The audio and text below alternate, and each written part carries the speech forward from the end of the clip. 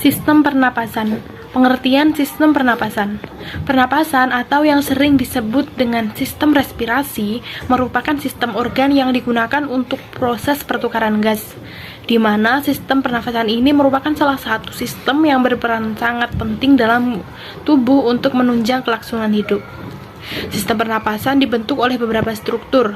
Seluruh struktur tersebut terlibat di dalam proses respirasi eksternal, yaitu pertukaran oksigen antara atmosfer dan darah, serta pertukaran karbon dioksida antara darah dan atmosfer.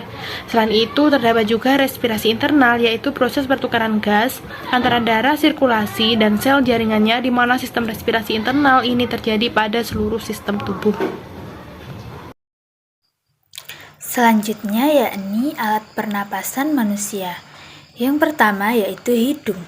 Hidung merupakan tempat keluar masuknya udara pernapasan. Udara masuk melalui lubang hidung menuju rongga hidung. Di dalam rongga hidung terdapat rambut hidung dan selaput lendir. Rambut hidung dan selaput lendir berfungsi menyaring udara yang masuk agar bebas dari debu dan kuman. Yang kedua, faring.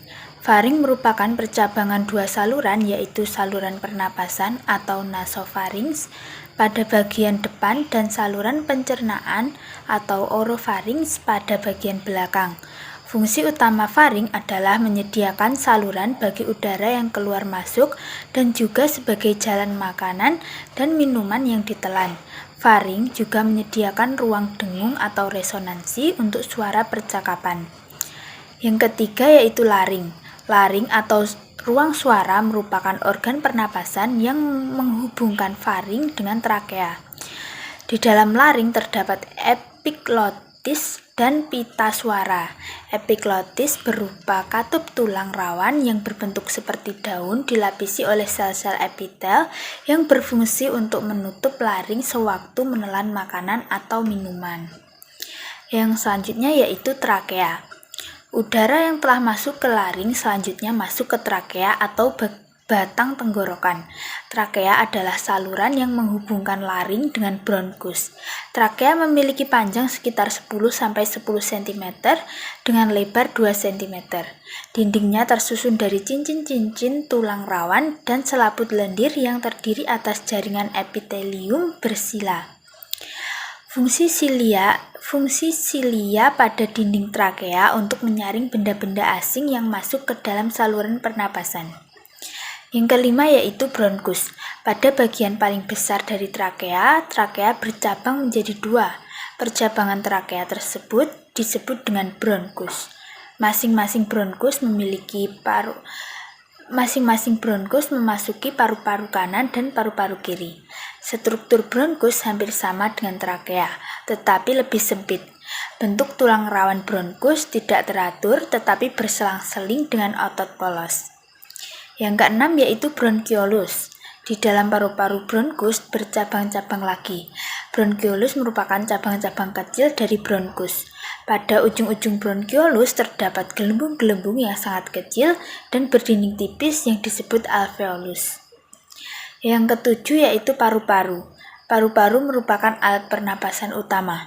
Paru-paru terbagi menjadi dua bagian, yaitu paru-paru kanan atau pulmodexter yang terdiri atas 3 lobus dan paru-paru kiri atau pulmosinester yang terdiri atas 2 lobus.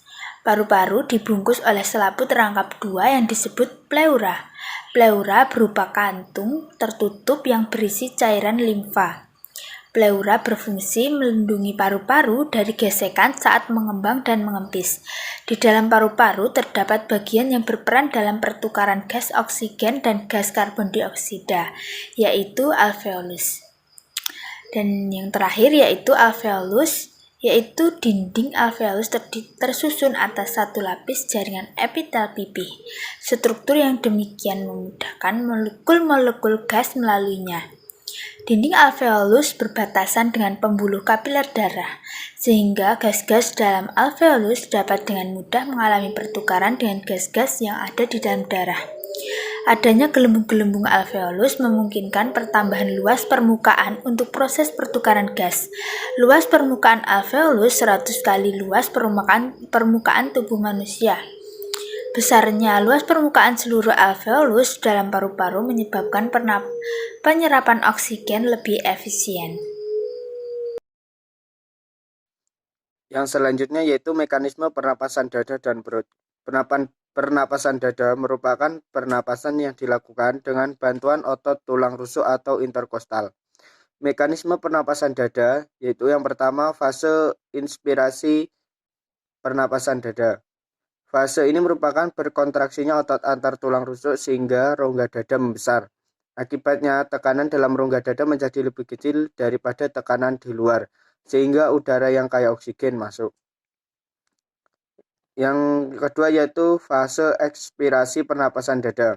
Fase ini merupakan fase relaksasi atau kembalinya otot antar tulang rusuk ke posisi semula yang diikuti oleh turunnya tulang rusuk sehingga rongga dada menjadi kecil.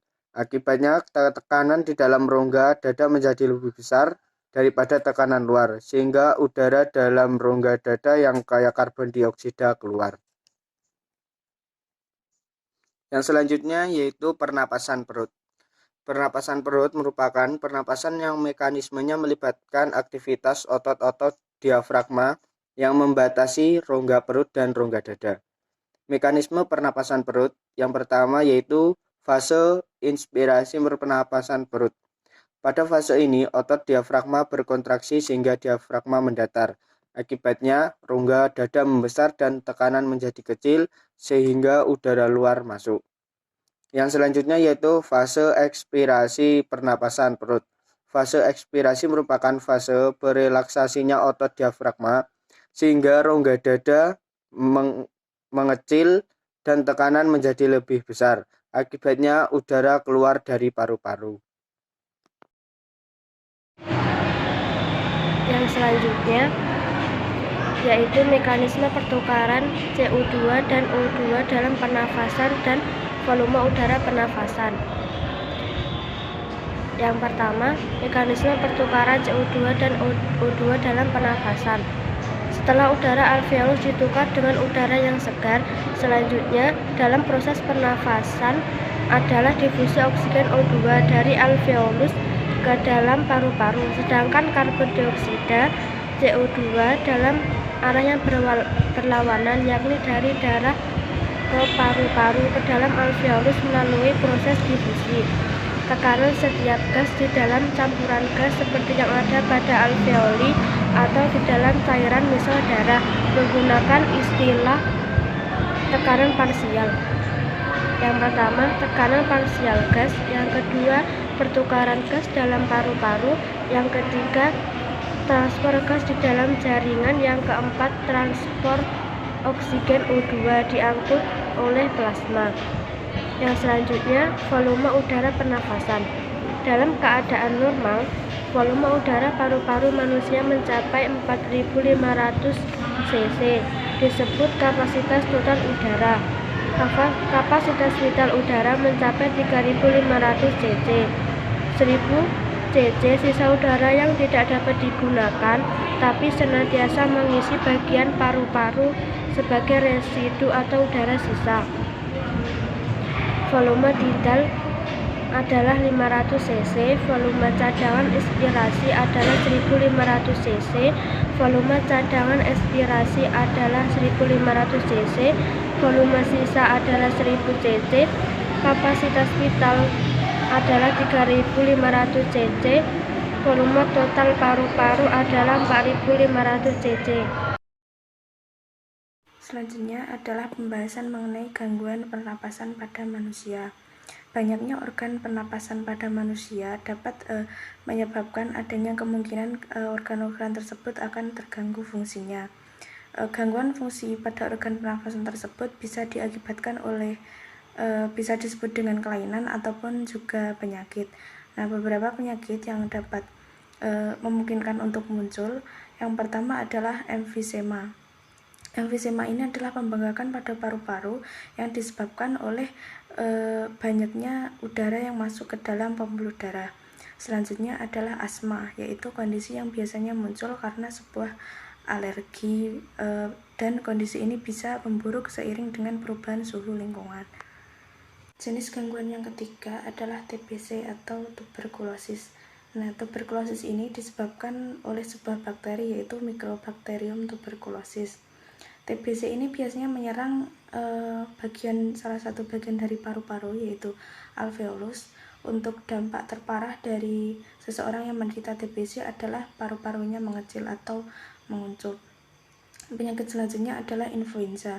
Untuk influenza mungkin sering kita mengalami atau menjumpai. Kondisi ini disebabkan karena adanya debu atau begitu dan sebagainya. Untuk kondisi gejala-gejalanya bisa diawali dengan bersin-bersin, kemudian batuk dan juga pilek.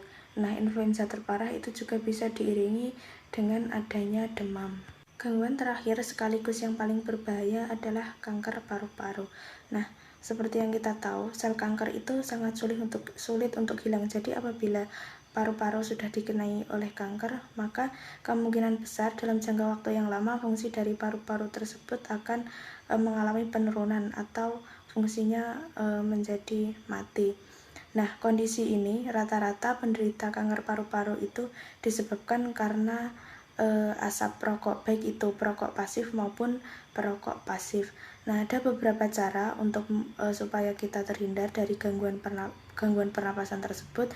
Bisa dengan rajin berolahraga, kemudian rajin mengonsumsi makanan-makanan bergizi, hidup sehat, kemudian rajin mencuci tangan, dan yang tidak kalah penting tentu adalah menghindari rokok tersebut.